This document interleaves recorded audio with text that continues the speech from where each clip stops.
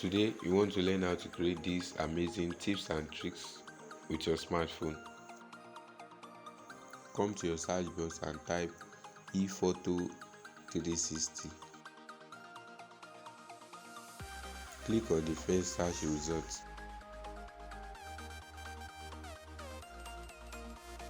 This website allows you to edit everything right here.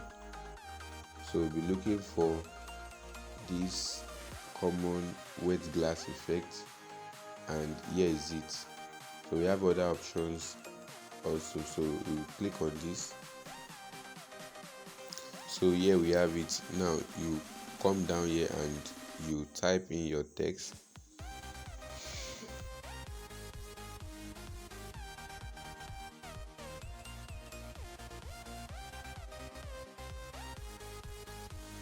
So while it loads, remember to like this video and let me know your thoughts in the comment section.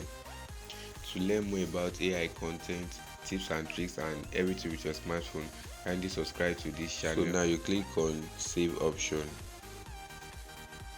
So we have other amazing text effects that you can also try out.